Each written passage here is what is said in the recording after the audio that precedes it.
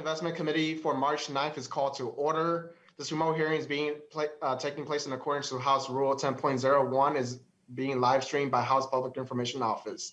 Mr. Lancheski, please take the roll. Members, you may unmute yourself when your name is called. Representative Fu Lee. Lee, present. Representative Fu Lee, present. Representative Mary Murphy. Murphy, present. Representative Mary Murphy, present. Representative Dean Erdahl. Erdahl, present. Representative Dean Erdahl, present. Representative Esther Abaje. Present. Representative Esther Abaje, present. Representative Kayla Berg. Present. Representative Kayla Berg, present. Representative Greg Davids. Davids, present. Representative Greg Davids, present. Representative Keith Frankie. Frankie, present. Representative Keith Frankie, present. Representative Mike Freiberg. Here. Representative Mike Freiberg, present. Representative Rick Hansen. Representative John Huot. Here. Representative John Huot, present. Representative Leon Lillie. Lillie, present. Representative Leon Lillie, present. Representative Eric Lucero. Present. Representative Eric Lucero, present. Representative Rena Moran. Present. Representative Rena Moran, present. Representative Nels Pearson. Pearson, present. Representative Nels Pearson, present. Representative Donald Raleigh, Donald Raleigh, present. Representative Donald Raleigh, present. Representative Jordan Rasmussen. Rasmussen, present. Representative Jordan Rasmussen, present. Representative Liz Reyer. Present. Representative Liz Reyer, present. Representative Nolan West. Representative Jay Zhang. Present.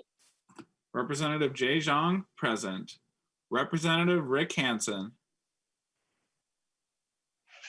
Representative Nolan West.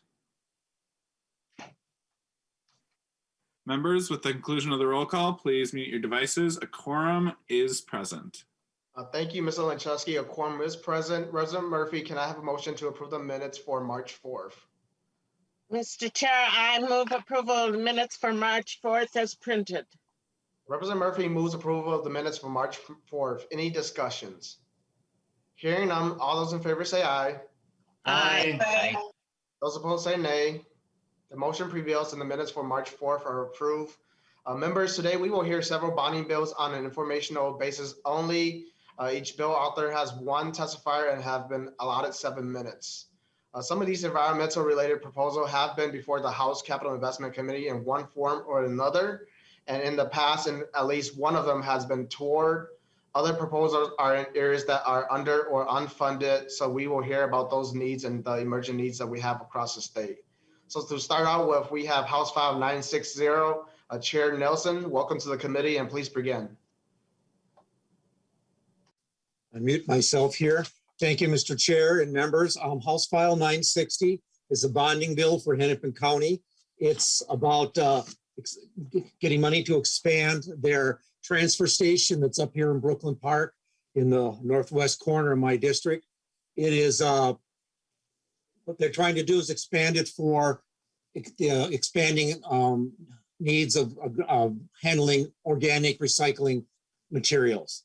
The current station is not large enough to do that. Right now they're kind of doing it up there on an ad hoc basis. There are issues with that need to be fixed there with the water that comes off the organics and that. And with that, I have Mr. I think is Brent Furness. I have somebody from the county here to explain the bill in more detail. And the members in your packet, there was included a handout sheet that kind of explains it also. Thank you, Chair Nelson. I have on the list Mr. McNary, the Assistant Director at Hennepin County. Yep, that's who it is. Yep, thank you. Thank you, Mr. Chair. Thank you, Rep. Nelson. In Minnesota, counties are responsible for managing waste in an environmentally sound manner.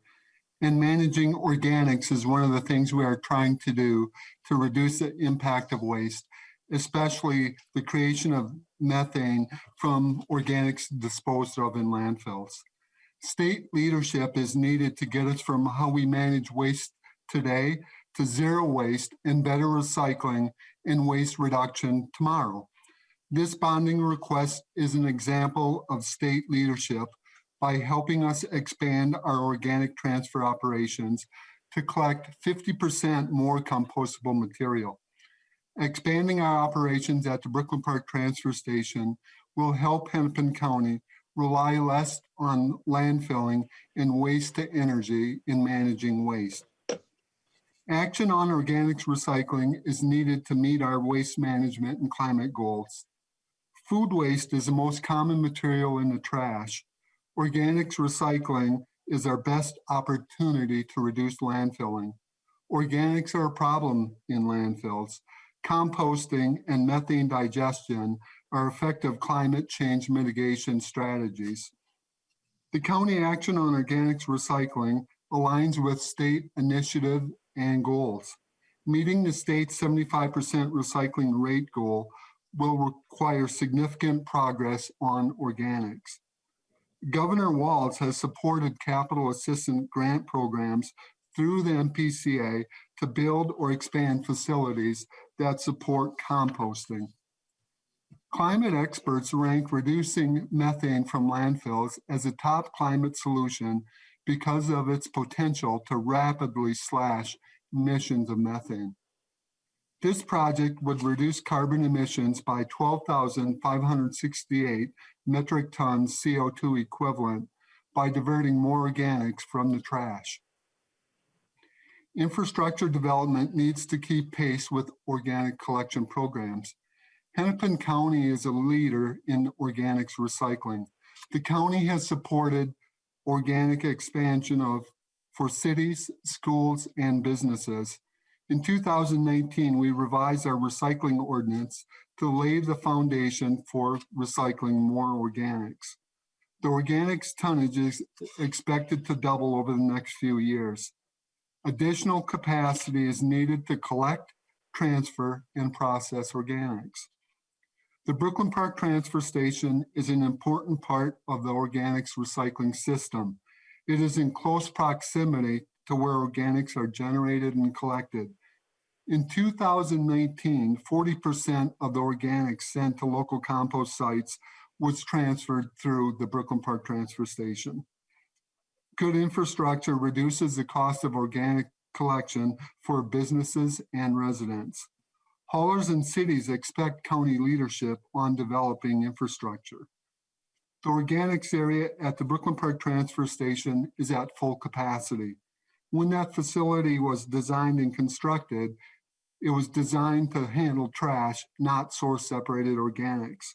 The organics are currently managed in a temporary bunker system, which is at full capacity, and there's currently not space for additional organics expansion. The existing layout causes operational issues. Improvements are needed to reduce contamination, which is the most important issue for compost sites and market development. We hope to break ground later this year and be operational in late 2022 or early 2023. And with that, I would be glad to answer any questions. Thank you, Mr. McNary. Can you identify yourself for the record, please? So I'm David McNary, the Assistant Director for Hennepin County Environment and Energy Department. Thank you, Mr. McNary. Chair Nelson, seeing no members' questions, do you have any closing comments? I'll just thank you for hearing the bill, and I hope we get your approval. Thank you. Thank you, Chair Nelson, for the presentation today. Next up on the agenda is Representative Neu Brindley's House File 940. Welcome to the committee, Representative Neu Brindley. Please proceed with your presentation. Thank you, Mr. Chair and members. I appreciate the consideration of the bill. This bonding request is for the Chisago County Household Hazardous Waste Facility. I appreciate the request. It's a relatively modest request for bonding, $390,000. but Chisago County is one of the counties with the lowest commercial industrial base in the entire state. And so even these small projects are a real strain on our county. So I appreciate the consideration. And I've got Miss Lisa Thibodeau here from the county to talk more about the project. Ms. Thibodeau, please identify yourself for the record and proceed with your testimony. My name is Lisa Thibodeau, and I'm the Solid Waste Administrator for Chisago County. And I want to thank you, Mr. Chair, and Representative Neu Brindley for our opportunity to speak with you today.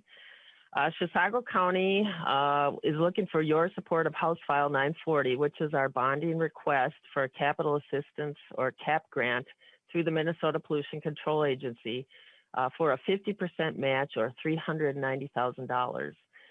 That will help us fund a badly needed renovation of our 20-year-old Chisago County household hazardous waste facility in North Branch. And North Branch is about an hour north of the cities. We need your help for necessary renovations and expansions so that our public facility can continue to serve the people of East Central Minnesota for the next 20 years. So in case you're not familiar with HHWs, our county-run facilities partner with the state, and they're located all around the state, but we partner with the state to collect and properly manage household hazardous waste. And every homeowner and business has leftover paint or chemicals somewhere in their garage or under their sink, and I bet everybody here has a stash somewhere too. Our household hazardous waste facility helps keep these toxic chemicals out of the trash and thus protects landfills and the environment from contamination and costly problems down the road. The landfill we work with is the East Central Solid Waste Commission up in Mora, which is Kanabec County. The commission is a 5-county publicly owned and operated landfill for Pine, Kanabec, Mille Lacs, Isanti, and Chisago. The commission also supports our request and passed a resolution of support for our CAP grant request in 2020. Our household hazardous facility was built in 1999 originally with the help of CAP funding. So for over 20 years, we've been assisting the residents and businesses of Chisago County and the region. Both Isanti County and Washington County directly benefit from our facility through shared service and reciprocity agreements. And the other East Central counties of Pine, Kanabec, and Mille Lacs benefit on an individual referral basis. Our facility helps folks safely dispose of their chemicals, and we serve over 2,500 households in the region on an annual basis. Our central location has easy access from I-35 and Highway 95 in the city of North Branch. And in fact, we have had record participation at our facility every year since we were built. It's gone up about 5% every year. And I just did the reports for 2020, and we were up 4% in participation during the pandemic last year in 2020. So use of our facility has more than doubled since we were open due to such things as area population growth and the success of programs such as the Paint Care Product Stewardship legislation, which the legislature passed a few years ago, which is working great to cost effectively bring in more paint and chemicals. So believe it or not, we are a small facility, but we process over 100 tons of HHW annually. So that's a lot of toxic stuff we're keeping out of the trash. On a busy Monday during the summer, the cars are lining up down the block waiting to pull in. But our facility is showing its age as we are going on our 22nd year. And community use and processing demands placed on our operation have resulted in us outgrowing our existing 1,000 square foot facility. 1,000 square foot warehouse is not that big. And we have run out of space, and our warehouse now fills up after just 1 or 2 collection days, where we used to be able to go a couple of months. So we would like this grant to enclose our open overhangs to create more interior warehouse space. We would like to update our mechanicals, such as our exhaust fans, in order to protect our workers. We would like to add a garage cold storage building out back for our overflow and supplies. We would also like to add a gravel recycling yard with a drive-through open to the public for our badly needed residential recycling drop-off, which would help us get to the mandated 35% outstate recycling goal that many counties like us strive to meet.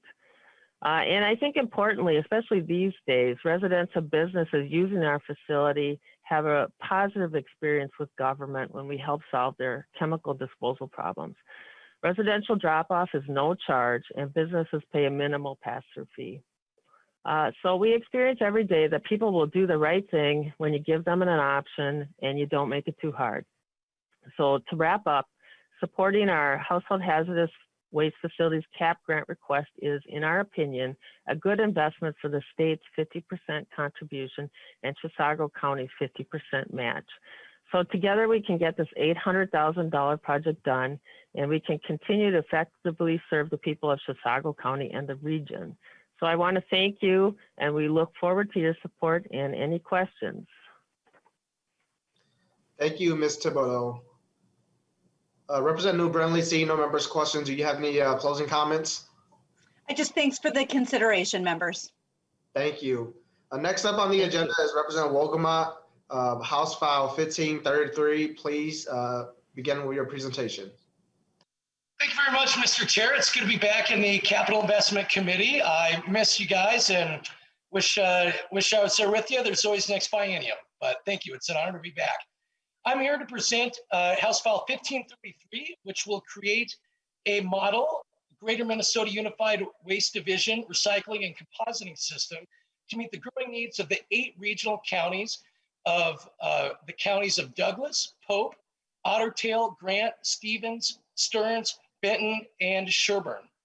The project is located in Alexandria. The total cost of the project will be $8.9 million. But, Mr. Chair, I want to note that the requested bonding amount is $4 million, and the local contribution will be $4.9 million. The project will retrofit and expand the existing waste diversion recycling processing facility, including problem material management and emerging waste recycling programs. Mr. Chair, members, this is a shovel-ready project designed to replace aging and undersized public infrastructure with flexibility built in to meet the needs of the communities in these 8 counties for the next 30+ years. That's my bill, Mr. Chair. And with that, I'd like to turn it over to my testifier, Mr. Steve Verchuda. Thank you. Mr. Verchuda, welcome to the committee. Please identify yourself for the record and proceed with your testimony. Good morning, Mr. Chair and committee. My name is Steve Verchuda, Director of Pope Douglas Solid Waste Management. Thank you for the opportunity to hear about our project this morning. I'd like to describe a little more detail of our recycling and composting project located in Greater Minnesota in Alexandria, Minnesota. I do have a slideshow that I'm going to try to share my screen here, and hopefully this will work while I'm talking.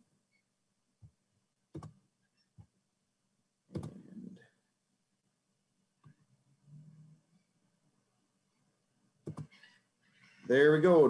We up? You're up. Please proceed. All right. So our board manages a resource recovery facility that processes over 80,000 tons of municipal solid waste or trash from counties operating in this area, and we've been operating since 1987. The facility has served its representatives well, but after 33 years, the facility is in need of some major repairs and upgrades. We are in the middle of starting a $19 million infrastructure project that will secure the success of the future of solid waste in our region for the next 30 years. During the bonding session of 2020, our project was split into 2 phases. Initially, thank you for phase 1. It was awesome. We secured $5 million to get this project going. It includes household hazardous waste, which was described very well by Lisa, a recycled drop-off area, an education center, an area to receive problem materials, and in addition, a regional compost facility that will serve the counties in the region. We are finalizing permitting for this project currently, and we are starting construction on phase 1 this fall. I'm here to talk a little more in detail about phase 2 of this project. The funding and implementation of phase 2 is critical for the overall success of our project.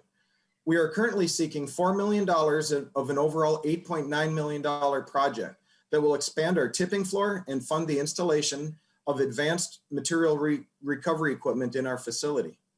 The project will greatly enhance our ability to pull recyclable material out of the trash, and it will make our facility safer. The equipment will increase our recycle rate to almost 8%. That's 8% in addition to what's already pulled out in curbside recycling. This is material that is getting pulled directly out of the garbage and is being recovered instead of being sent to a landfill or being combusted.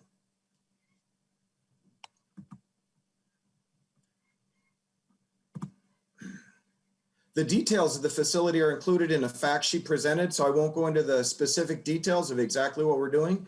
What I've got up on the map on the screen right now is just a brief description of phase 1 over on the right-hand side of your screen. Basically, that's our new multi-purpose facility that will cover all of those items that I just discussed. And for phase 2, what we're doing is we're adding on to our tipping floor and our equipment building, which is existing MRF. And so just to follow up, the counties are given a responsibility to make sure we're doing what's right for solid waste currently, and also what we're going to do in the future. The counties of Pope and Douglas are in full support of this project and have signed a resolution to provide matching dollars if the state approves our request. Just as an additional benefit, the overall project will remove over 14,000 metric tons of greenhouse gases from the environment, both through all of the processes, the material recovery, the organics recovery, and as well as not needing to send any these materials to the landfill. That's equivalent to removing about 3,000 vehicles off the road. So it's a significant impact to greenhouse gas emissions. That's all I have for today. Thank you for your consideration on this project.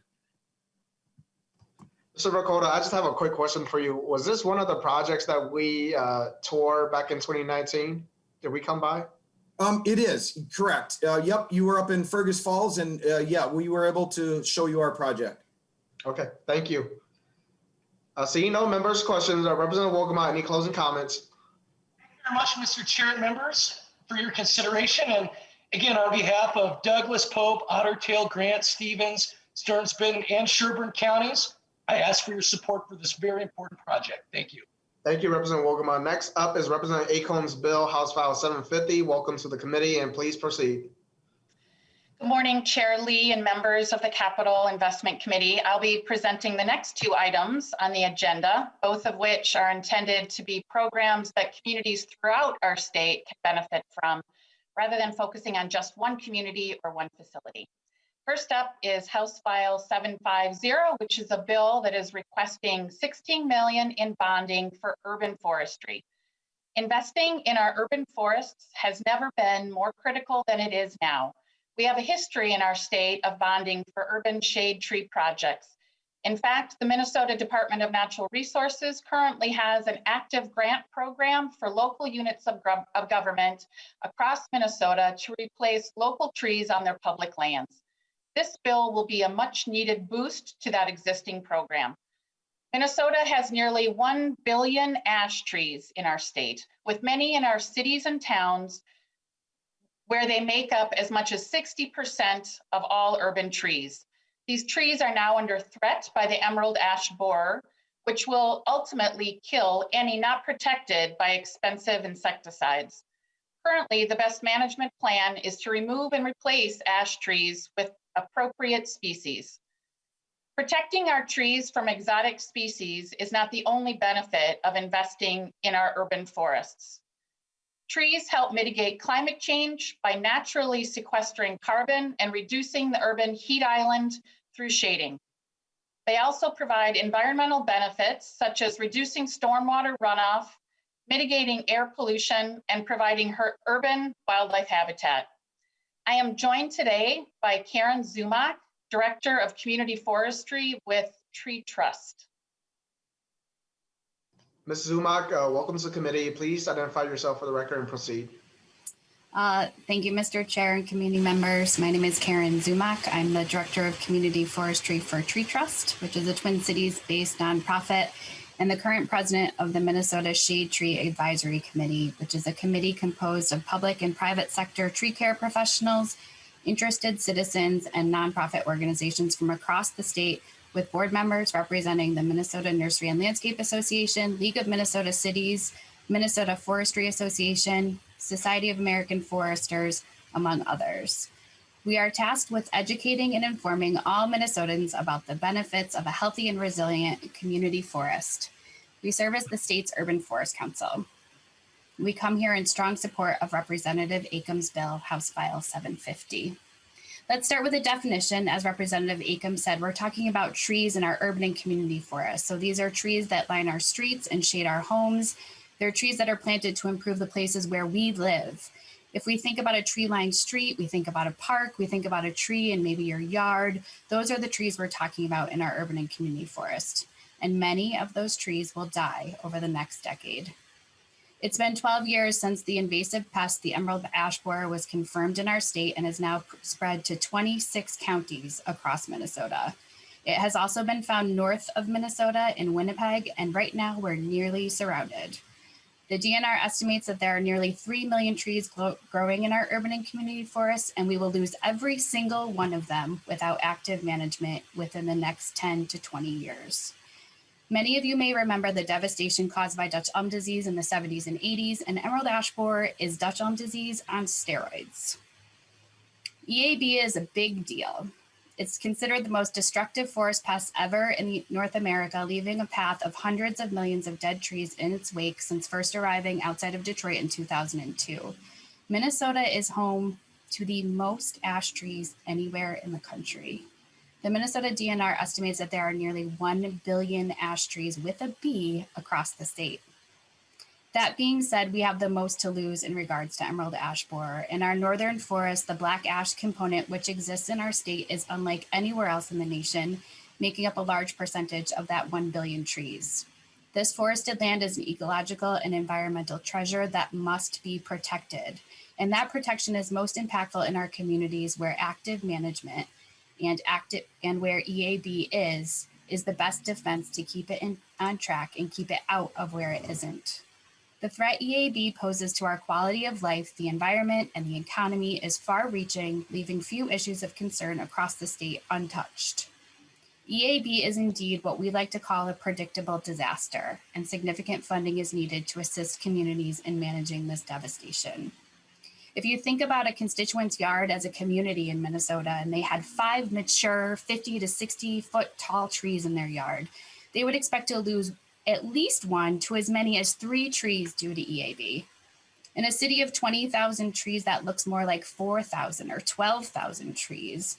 Imagine losing that many trees in the span of just a few years. And that's what EAB is doing across the state to our community forests. This devastation comes in the form of canopy loss, but it also comes in the form of straining municipal budgets. In 2019, it marked a turning point for our efforts, and this funding provided by this body and supported in the Senate was the first step in helping communities manage EAB. It was a start. These efforts must continue in order for our communities to manage EAB where it is and keep it out of where it isn't. It should be noted that the first appropriation for Dutch elm disease in 1975 was $1 million. In the 77 and 78 biennium, $28.5 million was appropriated to help communities manage their trees. So let's think for a moment, as Representative Acomb talked about those environmental benefits. So that single ash tree standing along a street in front of a constituent's home, for example, and that tree is 40 feet tall. It's the diameter of about 18 inches. And that single tree is providing stormwater benefits, stormwater mitigating benefits, conserving energy with its shade, sequestering and avoiding carbon, helping us to reach those critical climate change goals, reducing the urban heat island, and increasing those property values. It's doing all of that just standing there. It's one of the few pieces of infrastructure and arguably the only bonding investment this committee could make that actually increases in value over time. In short, investing in trees provides big benefits. Just to listen to a few issues that the communities are facing in St. Paul, which is the epicenter of EAB, with 100% of their untreated ash now presumed to be infested in St. Paul, the city has had to make the difficult decision to prioritize removal of infested trees over stump grinding and replanting. If funding levels remain static as they have for the most part of the last decade, stump grinding and replanting could lag behind removals for up to 10 years. Imagine your street losing all of its trees and then not seeing new ones planted for 10 years. With over 11,000 ash trees remaining on city streets, the impact of these removals without adequate funds to replant will be a blight on the city and its residents. Even in Winona, where EAB infestations have given the city foresters lots to do, with lots of time-sensitive work to do to bring down these dead and dying trees before they fall, it's limited their amount of time, the budget the tree crew can use to spend on planting. MnSTAC has seen this before. Minnesota has invested hundreds of millions of dollars in today's money to battle Dutch elm disease in the 70s and 80s. And this is precisely the type of investment we need today. And one thing is clear, time is running out and communities are struggling to keep up with management. House File 750 is the aggressive infusion of funding communities across the state need. We need to manage this pest where it is so we can allow the time for important research to continue. Research has come so far since 2002 when EAB was just found, and we can do better. We have to do better. We have too much to lose here in Minnesota, and I appreciate your time. Thank you, and I welcome any questions you might have. Representative Reyer. Thank you, Chair Lee, and thank you for bringing this bill forward. I just have a question about how completely the 16 million that's requested addresses the actual need. Is it 1%, 10%, 100% of what you would be able to spend if you were going to fully address the need? Thank you. Ms. Zumach? Mr. Chair, Representative Reyer, I am actually not the person to answer that. I suspect there are people at the DNR that may have some idea of that, but since 2015, we've been estimating that we would need at least $13 million a year for the next 20 years for communities to manage EAB. Representative Acomb, if you could just follow up on that and get that information to the committee, that would be great, please. Will do, thank you. Seeing no further questions, Representative Acomb, any closing comments on this bill? I just thank the committee for the opportunity to present this morning, and I would appreciate your support. Thank you, Representative Acomb, and thank you, Mrs. Zumach. Next up on the agenda is House File 1323. Representative Acomb, please proceed. Thank you, Chair Lee and members. The next bill I will be presenting this morning is House File 1323, which is a bill requesting bonding to implement a revolving loan fund to install solar on existing state facilities. Implementing solar on state facilities would be a win-win scenario. First, transitioning to solar energy will save the state money by producing our own power. Second, by reducing greenhouse gas emissions, it will decrease the negative impacts of climate change. Currently, Executive Order 19-27 directs the 24 cabinet-level state agencies, including Met Council, to reduce the consumption of energy per square foot by 30% by 2027, and to reduce greenhouse gas emissions by 30% by 2025. State agencies are looking for opportunities to reduce energy consumption and expand the utilization of renewable energy, but unfortunately, they do not have the financial resources to do so. This bill creates a revolving loan fund where energy savings will be used to repay the account, which will then allow for more loans to be made in the future. These investments will not only produce energy conservation, but will be permanent improvements to our facilities lasting for decades. We have 24 state-level agencies that oversee thousands of facilities statewide, so the potential impact of this loan fund would be substantial. With me today is Justin Fay from Fresh Energy, and I'd like to turn it over to him now. Mr. Fay, please identify yourself for the record and proceed with your testimony. Great. Well, thank you so much, Mr. Chair, and good morning to members of the committee. My name is Justin Fay, and I'm here on behalf of Fresh Energy. Fresh Energy is a nearly 30-year-old Minnesota-based nonpartisan nonprofit organization, and we work to achieve equitable carbon neutral economies. We appreciate the opportunity to speak with you today in support of House File 1323, which appropriates state bonding dollars to establish a revolving loan fund that would support the installation of solar on state buildings. We are truly living through a solar revolution.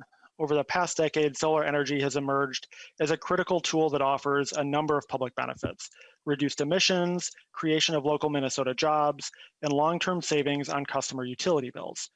Minnesota's solar market has exploded, with now more than 1,500 megawatts of solar installed in our state. It has become clear that the private market sees solar as a winning proposition worthy of long-term capital investment. Representative Acomb's bill would create a new pathway for our state agencies and the Minnesota taxpayers that fund them to more fully participate in and realize the many benefits of solar, including and especially lower utility bills, which translates directly into lowering the cost of government operations. In fact, public buildings are among the very best candidates for solar. They are often older building stock, often have large flat rooftop space, and don't commonly turn over ownership or tenancy, meaning a payback period is extremely likely to be fully realized on state buildings. Other states around the country have figured this out, and innovative proposals from using solar to reduce public agency utility bills are emerging from plenty of unexpected places. In Michigan, the state's Department of Natural Resources found that 15% of their entire utility bill was being spent just operating their state-owned fisheries. Their solution? A new solar project to power the state's largest fishery, with more expected to follow. In the state of Maryland, the state actually maintains currently an ongoing competitive grant program for solar on public facilities that state agencies are eligible to apply for, an awful lot like what Representative Acomb is proposing here. They've had that program operating successfully in Maryland for more than a decade. Of course, Minnesota hasn't been idle in this regard. As Representative Acomb noted, Governor Walz's executive order set goals for Minnesota state agencies to reduce both emissions and energy consumption. And individual agencies have been pursuing solar and other renewable options where they can. The Capitol complex, for example, currently has 4 buildings with solar installed. But there's a lot more that could be done, and this bill would put another tool in the proverbial toolbox. The revolving loan fund concept proposed in House File 1323 is a promising framework for supporting state investments that have the potential to save taxpayer dollars in the long run while leading by example and reducing emissions. To top it off, more than 4,300 Minnesotans are already working in the solar industry, meaning that state bonding investments have the strong potential to support Minnesota jobs at the same time. That's a win-win-win for Minnesota, and Fresh Energy encourages, one more win than Representative Acomb mentioned, and Fresh Energy encourages the inclusion of this language as part of a future bonding package. Thank you. Representative Erdahl. Thank you, Mr. Chair, and Mr. Fay. I'm just wondering, do you know what the lifespan is of a solar project? Mr. Fay. Mr. Chair and Representative Erdahl, most solar manufacturers, to my understanding, warranty their products for 25 years. That doesn't mean that's the lifespan of the product. It just gives you a sense of the relative scale of what the manufacturers are typically willing to warranty up front. Representative Erdahl. Okay, thank you. Seeing no further questions, any closing comments, Representative Acomb? My thanks to the committee for the consideration, and I hope to earn your support. Thank you for the presentation. Next up on the agenda is House File 1174, Representative Lippert. Thank you, Mr. Chair and members. I have a couple more forestry bills to present. House File 1174 is a bill that will provide one-time funding to 3 DNR forest-related programs, Forest for the Future, reforestation, and tree nursery capacity. This bill is an opportunity for the state to invest in natural infrastructure programs that leverage Minnesota's forest lands to address climate change and clean water. Bonding eligible conservation programs like these can be used to keep sustainable working forests intact and grow our forests to help filter and keep our water clean, sequester carbon, provide recreation opportunities, and support Minnesota's economy. To talk more about the need for and benefits from these programs, I'd like to introduce Chris Dunham from the Nature Conservancy, who can explain the forest programs in the bill. Ms. Dunham, please identify yourself and proceed with your testimony. Good morning, Chair Lee and members. My name is Chris Dunham. I work for the Nature Conservancy in Minnesota as our Resilience Forestry Manager based in Duluth. The Nature Conservancy is an international organization with a mission to conserve the lands and waters on which all life depends. We work to achieve our mission locally by protecting lands and waters in Minnesota for the benefit of people and nature. I'm here today to speak in support of House File 1174. Our scientists recently released a report from Minnesota highlighting how natural lands are a significant tool that can play a huge role in sequestering carbon and storing carbon and mitigating the effects of climate change. In addition to important carbon and climate benefits, our natural lands provide many critical ecosystem services like flood control, maintaining water resources, supporting soil health, and maintaining wildlife habitat. The report has been shared with this committee previously and is shared again today in your virtual packet. The report highlights that forests are the #1 natural lands tool available to us in Minnesota for sequestering carbon. I just want to repeat that forests are the #1 natural lands tool available to us in Minnesota for sequestering carbon. And when it comes to keeping our water clean, forests and other natural landscapes are on the front lines of safeguarding water quality and quantity. We know that investments in protecting water resources today are far less expensive than the cost to restore degraded systems. An ounce of prevention is worth a pound of cure. This bill would invest in 3 important Department of Natural Resources forest programs to continue and accelerate forestry activities that optimize the potential that our forests have to provide carbon and climate mitigation and other ecosystem services. First, the bill includes $5 million for Minnesota Forests for the Future. This program protects private forest lands through conservation easements, protects private forest lands through conservation easements, helping keep large tracts of forest land intact. By doing so, the state maintains critical natural filters for water and essential carbon storage in both trees and forest soils. In addition to providing important ecosystem services, forests enrolled in the program also help maintain a sustainable wood supply for our forest products industry. As part of the program, landowners develop a sustainable forest management plan that includes timber harvest. The program has been a huge success for many years. There's a wait list for this program across the state. Second, the bill includes $5 million for reforestation. The reforestation needs in the state are significant. Ongoing investment in this program will help the state keep up with replanting after harvest and support reforestation in historically forested areas that are no longer growing trees. Planted areas have critical site preparation needs and maintenance needs for years after planting that ensure seedling survival. Those site preparation and maintenance activities are also supported in this bill. Finally, the bill provides $5 million to expand DNR state tree nursery capacity. DNR is currently permitted to produce 10 million seedlings annually, but recent levels of funding only allow DNR to grow less than half of that 10 million seedling capacity. A recent report highlighting reforestation as Minnesota's top strategy for sequestering additional carbon is not alone. Other states and countries around the world are turning to reforestation as a carbon mitigation strategy. Tree nurseries everywhere will be scaling up to meet this demand. Funding state nurseries to operate at full capacity is essential to expanding tree planting for carbon sequestration. Minnesota has a lot at stake in our forests. We need to retain our prime forest lands, increase tree planting and reforestation, and this bill would make much needed investments in this work. Thank you for the committee's consideration of these important forest programs, and we thank Representative Lippert for his work on this bill. Thank you. Thank you, Mr. Dunham. Seeing no members, questions, Representative Lippert, any closing comments? I thank the committee's time and their consideration on this bill. Thank you, Representative Lippert. Next up is House File 519. Please proceed. Thank you, Mr. Chair. House File 519 is focused specifically on the state forest nursery facilities at Badoura and has more details about the specific improvements that are necessary there. So with me is Andrew Ahrens of the DNR, who can say more about this legislation. Mr. Ahrens, please identify yourself for the record and proceed.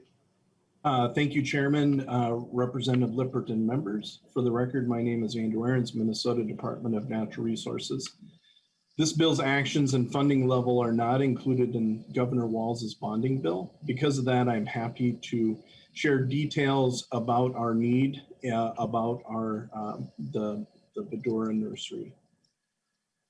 The climate change initiatives are expected to drive increasing demand for seedlings, seed, and thus we need additional cooler space and seed production capabilities. The first item is we would like to expand and modernize our seed extractory. Badoura Nursery Seed Extractory currently produces approximately 800 pounds of conifer and hardwood seed each year for reforestation on state, county, and private lands. That seed production is enough to plant 4 to 5 million trees annually. The seed extraction facility is made up of 2 aging structures. Movement and treatment of seed is inefficient, and we do have safety concerns moving that seed around the large facility. The seed extraction equipment is prone to breakdowns. Replacement parts are becoming difficult to obtain due to the age and the discontinued use of that type of extractor. The facility is very energy inefficient and in need of HVAC upgrades. There are more modern and efficient methods for extracting seed to increase seed production and reduce long-term energy needs and labor costs. We could use heat and humidity rooms. We can boil cones to extract seed, and we want to logically place the production steps near one another to increase efficiency and reduce hazards. We would also look at increasing the cooler storage at Badoura. Currently, during the peak season of lifting and storing seedlings, we have to rent multiple cooler reefer semi-trailers to store seed or the seedlings. Our coolers are of varying age. They are prone to frequent breakdowns. Again, energy inefficient, they're old facilities. Modern systems that would include temperature and humidity controls are necessary to assure healthy stock can be stored prior to delivery to the planting sites on state, county, and private lands. Again, climate change initiatives are expected to drive increasing demand for seedlings, so we need to ramp up production and storage. And lastly, the Badoura Nursery is an aging facility, and we would just be looking for improved HVAC items throughout the facility to improve production.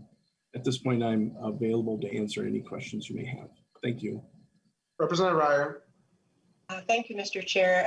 Thank you, Representative Lippert, for bringing these both these bills forward into the testifiers. I would just like some clarity between the $5 million for nursery facilities in the first bill that was presented and the second bill. What happens if one or the other is approved? Do some nurseries receive funding and some don't? I'm just a little confused. It might have been addressed already, but it went past me. Thank you. Sir Aaron's. I can respond to that, Mr. Chair.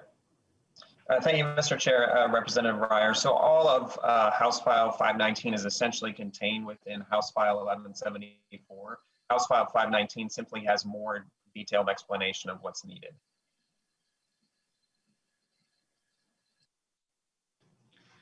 Thank you for that, Representative Lippert. Seeing no members, questions, any closing comments? Thank you, Mr. Chair. I simply say that to plant more trees, we're going to need improved facility capacity and more capacity. And so this bill is a top priority, and I appreciate your consideration. Thank you, Representative Lippert. Next up is Representative Bennett's bill, House File 384. Welcome to the committee, Representative Bennett, and proceed. Thank you, Mr. Chair, and hello to my fellow committee members, as I was on capital investment my last 2 terms, but not this year, and I miss you all. So thank you so much for hearing this bill. It's good to be before you all. This is a super important project. I'll give you a little intro, and then I'm going to hand it over to my testifier. But the Rock River Watershed Board was started back in 2003, and they have been doing amazing work cleaning up our waterways and our lakes in my region. And they started upstream doing a lot of projects. They've now worked their way down to our lower lakes.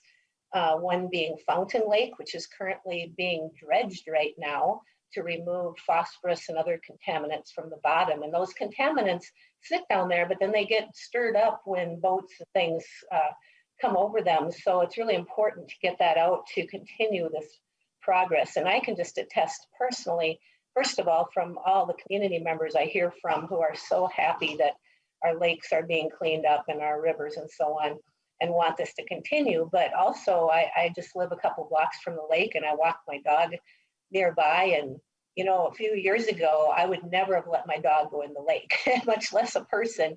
And now seeing the clarity and the cleanliness of the lake and what these projects have done for it, including the current dredging, it's amazing. And so we really want to see this continue.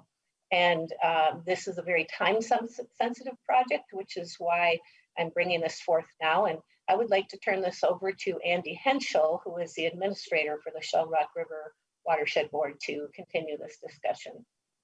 Thank you, Representative Bennett. Mr. Henschel, please identify yourself for the record and proceed.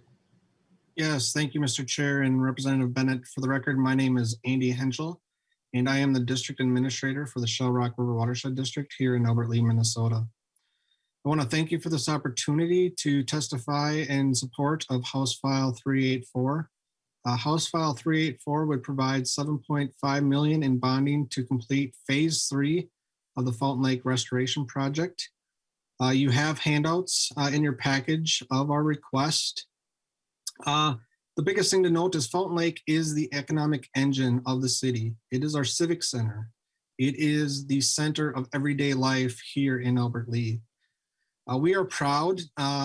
We were proud to have held the 2019 Governor's Fishing Opener, in which we were able to showcase Phase 1 of our project. The Fountain Lake Restoration project is a multi-phase dredging project to improve water quality impairments. The district first received bonding dollars in 2014, totaling $7.5 million, which was matched by $7.5 million in local funds. However, at the completion of Phase 2 of the dredging project, the local match will have been $9.5 million. So there is a huge local investment into this project. The additional funds we are required today are needed for a successful project. Additional funds are needed for one main reason, the completion of Phase 3 of the Fountain Lake Restoration Project. Original estimates of the dredge material to be removed was 1 million cubic yards of material. However, upon completion of the final engineering and modeling for this project, it was determined that 1.7 million cubic yards would need to be removed to achieve the optimal project goal. This is an additional 500,000 to 600,000 cubic yards of material that we are looking at removing. For a project of this size, final engineering and permitting was not undertaken by the district until the funds came available in 2014. And that is why we are asking for funds to complete the project. Once the final engineering was completed, we split the Fountain Lake Restoration Project into 3 phases. Phase 1 began in 2018 and removed roughly 617,000 cubic yards of material in Edgewater Bay, which if you look on your map is the blue section of Fountain Lake.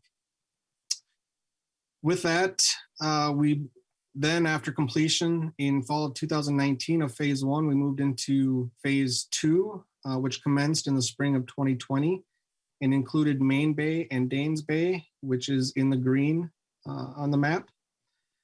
Phase 2 will conclude this fall with the removal of roughly another additional 600,000 cubic yards, which leaves us where we're at today, and that's third and final phase, which will complete the project and which will include Main Bay, Bancroft Channel, and parts of the Bancroft Bay.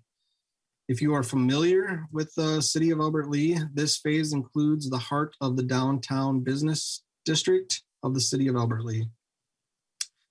It is critical for the success of this project to complete Phase 3. If we complete Phase 2 this summer without additional funds, the dredge equipment will have to be removed and demobilized from the lake, and the cost of the total project would then go up due to the delays. Should this happen, we estimate the added cost would be roughly $500,000 just to remobilize back to the lake in 1 or 2 years. This also would increase depending on fuel costs, as we've seen fuel costs climb here in the past few months. This project began as a result of poor water quality on Fountain Lake. It was added to the Minnesota Pollution Control Agency's list of impaired waters in 2008, and suffers from extensive internal phosphorus load and overabundant algae and low water quality. For decades or more, the Watershed District, along with the city of Albert Lea, have implemented many projects upstream of Fountain Lake to reduce the sediment and pollutants and to prepare the Fountain Lake Restoration Project and to protect our investment. The project is a top priority for the city of Albert Lea, along with support from Freeborn County, the Albert Lea Lakes Foundation, the Albert Lea Convention and Visitors Bureau, the Fountain Lake Sportsman's Club, the Albert Lea Community Education Department, the Albert Lea Freeborn County Chamber of Commerce, the Bayside Ski Team, along with the Albert Lea Anglers. The citizens of Albert Lea have also supported this project and the Watershed District with the implementation of a local option sales tax.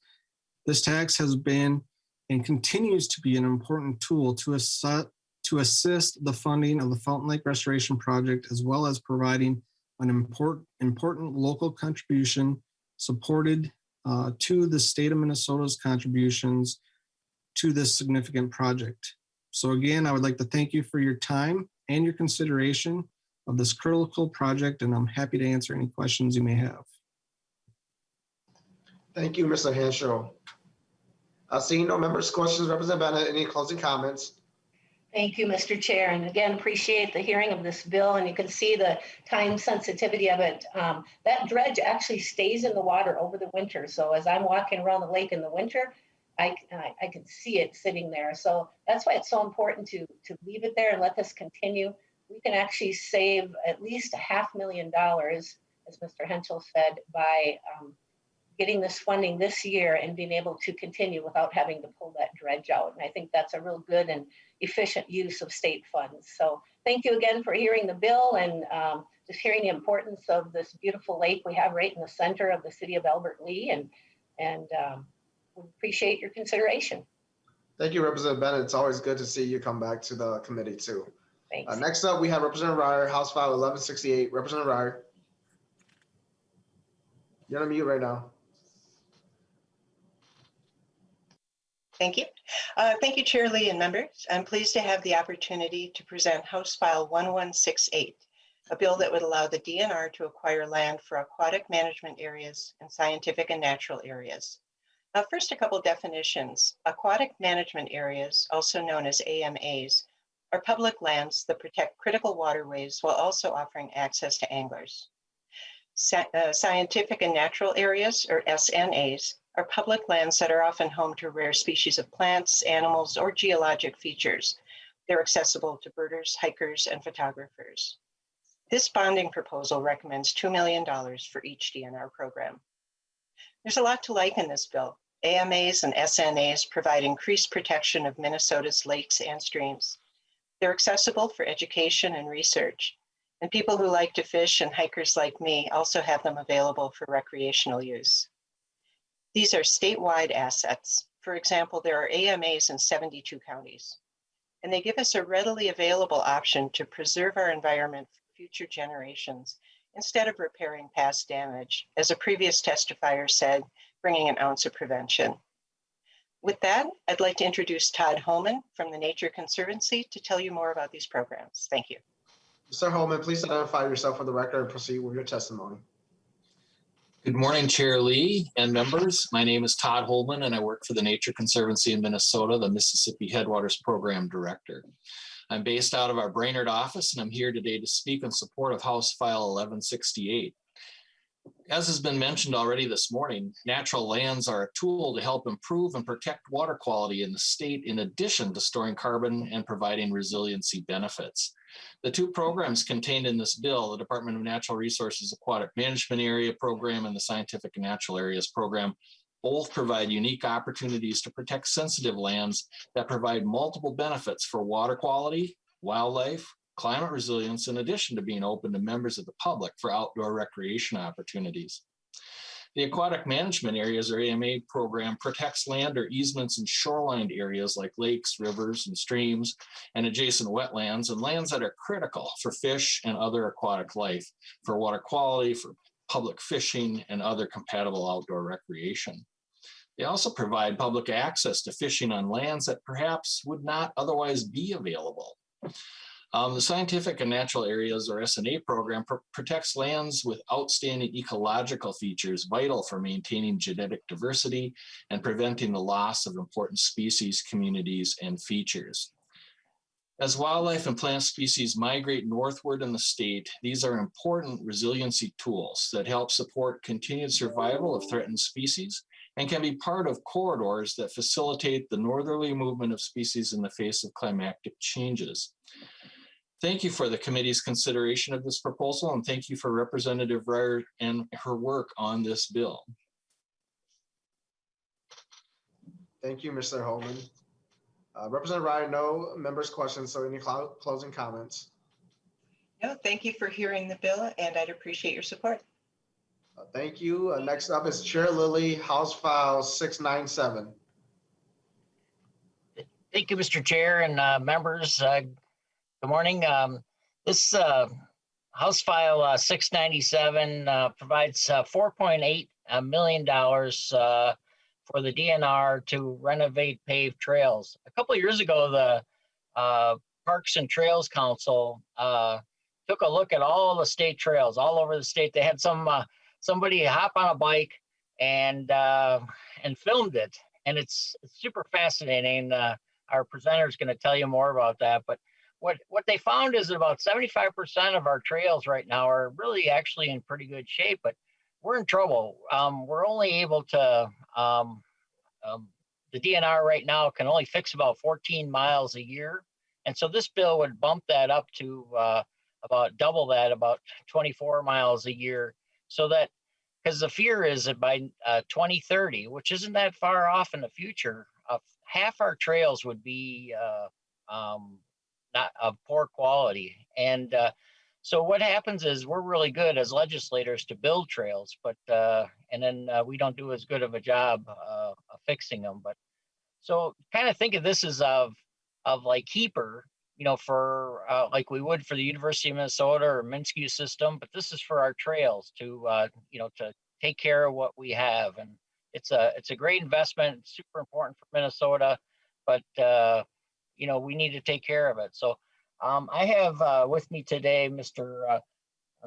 Afdal, and he's from the Parks and Trails Council, and he's going to get into it. He's got a great presentation, and I hope when you leave here today, you take an opportunity to look at their website, because there's some great things to look at. But Mr. Chair. Thank you, Chair Lillie. Mr. Afdal, please identify yourself for the record and proceed.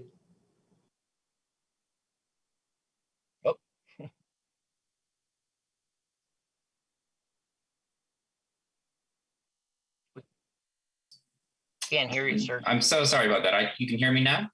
Yes. We can hear you. Yep. Please okay, my apologies. Yeah, my name is Andrew Afdal. I'm here representing the Parks and Trails Council of Minnesota. First, I just want to thank Representative Lillie for that great introduction, and to you, Mr. Chair, for the opportunity to testify today. I am really grateful to be here and for your time. To start, just a little bit about Parks and Trails Council. We are a nonprofit organization dedicated to protecting and enhancing Minnesota's parks and trails. We were founded in 1954, and since that time, we have added more than 11,000 acres to Minnesota's park and trail system.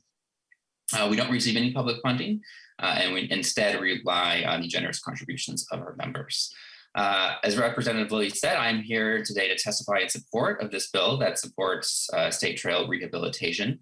And as he mentioned, I want to share some research that we conducted that looks at both the current condition and the future needs of Minnesota state trails. Minnesota has about 620 paved miles of state trail, and all of these are owned and operated by the Minnesota Department of Natural Resources. To do this research, We wanted to rate every mile of trail in the system on its condition. And so to do that, we created what we call the research bike. So I have some slides here that I want to go through quickly. We know that everyone takes in information differently, right? And so we outfitted this bike to collect both visual and objective data. We thought both of those were important. And so the bike has 2 cameras, and together we took over 100,000 photos with this project. I was fortunate enough to look at every single one.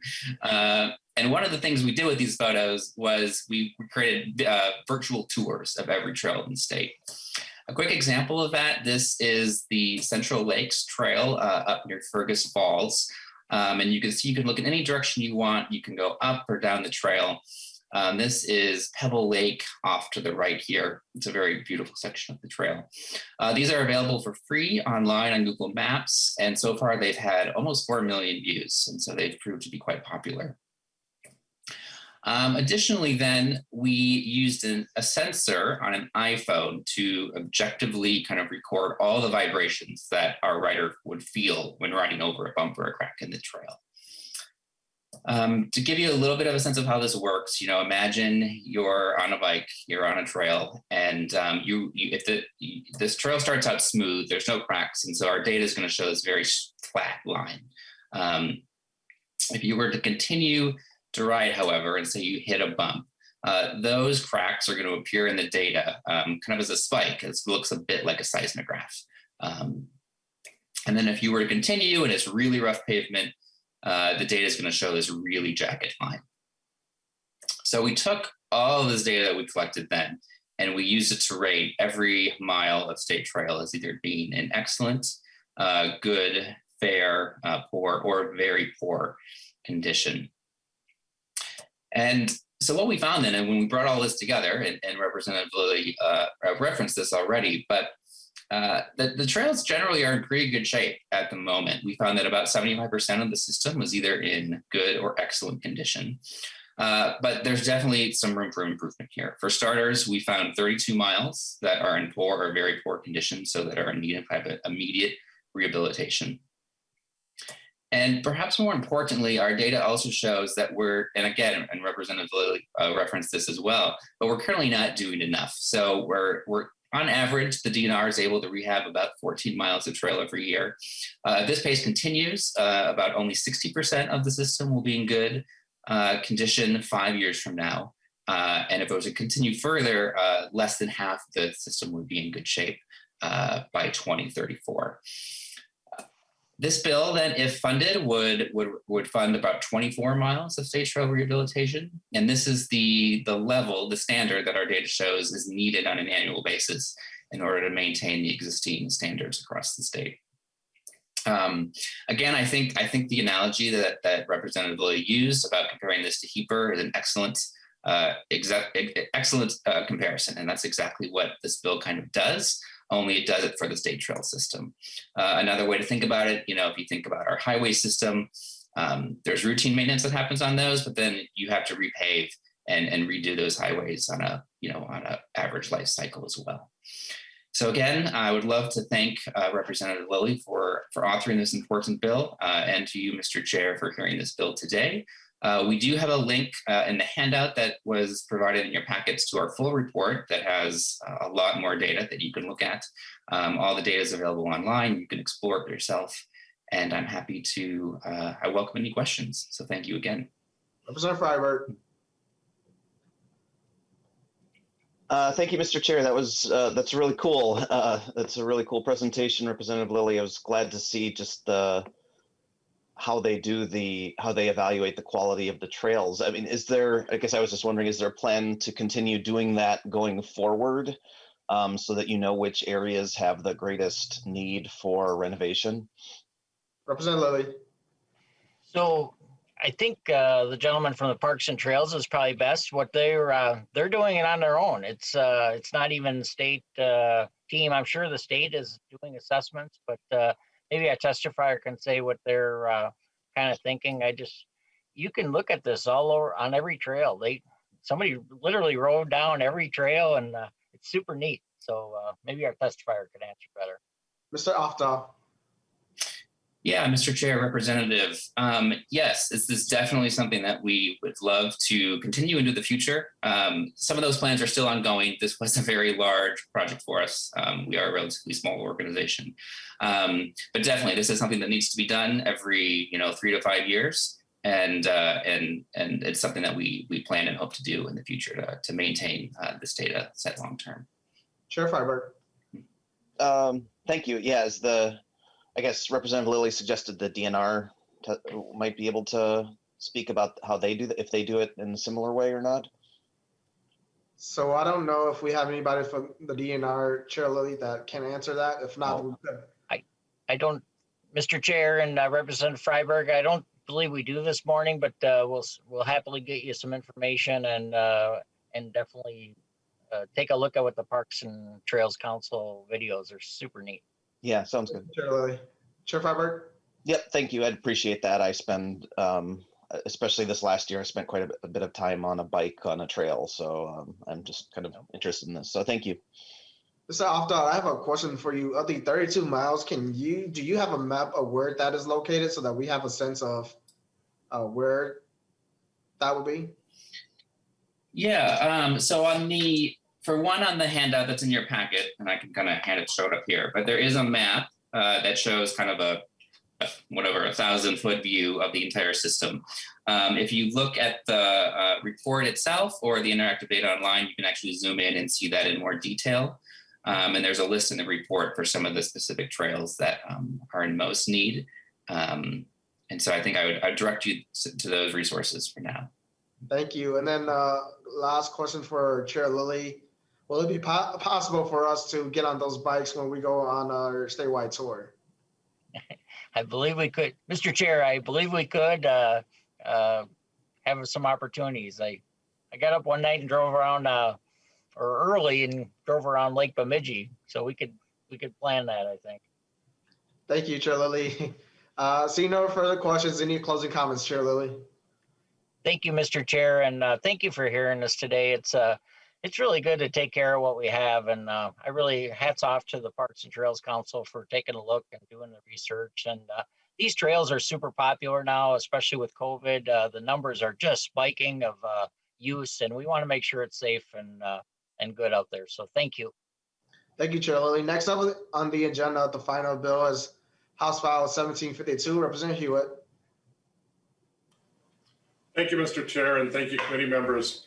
House File 1752 is a bonding bill that would appropriate $3 million in bonding to the Board of Water and Soil Resources.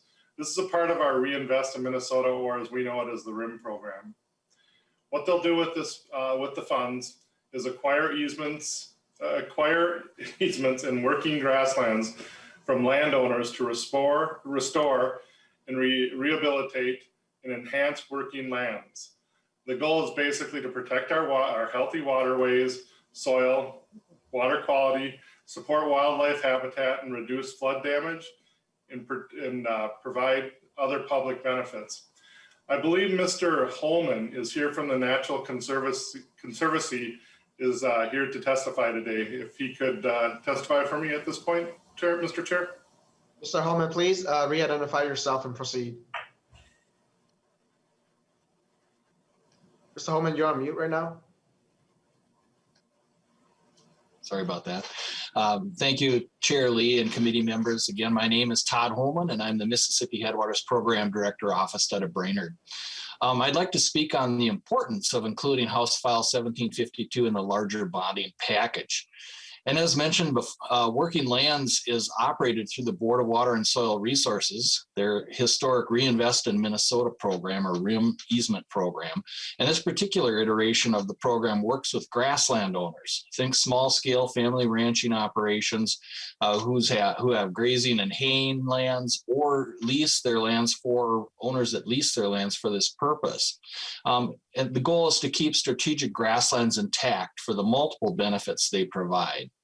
The Working Grasslands program is a newer tool available to landowners thanks to the support of the legislature's investment 2 years ago. As a matter of fact, as recently as January of this year, the Board of Water and Soil Resources approved a pilot Working Lands RIM program to execute and deliver these easements to landowners that fit that profile. So far, landowners have been very interested in the program, and we know expanding the availability of this tool will be met with landowner demand. And again, for those of you not familiar with the RIM program through Bowser, it's delivered by the local Soil and Water Conservation District offices. So strong landowner connectivity between the local office and private landowners.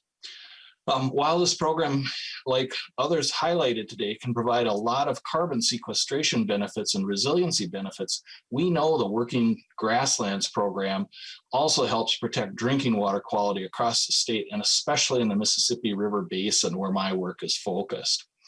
Across the basin, the historic perennial cover from the forest to the grasslands provides a natural filter for water flowing into the lakes and rivers, which later finds its way into the Mississippi River, which provides drinking water for millions of Minnesotans in St. Cloud and the Twin Cities region. As we see increased development in the state and more land is converted to agriculture, homes, and businesses, it will be critical to have tools that keep strategic grasslands on the landscape to serve as that natural filter, slowing water down, providing water storage during increased precipitation events, and continue to store carbon in the ground. Our priority is not to change the way the land is used, but to help ensure that the lands most important for water quality stay in grassland and working lands. This program is one of many natural infrastructure tools before you today, but it's one that will have a direct impact on drinking water for communities who rely on surface water like the Mississippi River. Thank you for the committee's consideration of this and other natural infrastructure programs today. And thank you, Representative Huot, for your great work on this bill. Thank you. Thank you, Mr. Holman. Representative Huot, seeing no members' questions, any closing comments? Thank you, members, and I hope this is considered in our overall bonding bill. And I'd like to thank the testifier, Mr. Holman, for showing up today and helping us understand a little bit better. Thank you, Mr. Chair. Thank you, Representative Huot. And so, members, that's the final bill for today's agenda. Our next meeting is Thursday, March 11th at 8:30. We will hear about childcare, housing, and safety-related bills on an informational basis.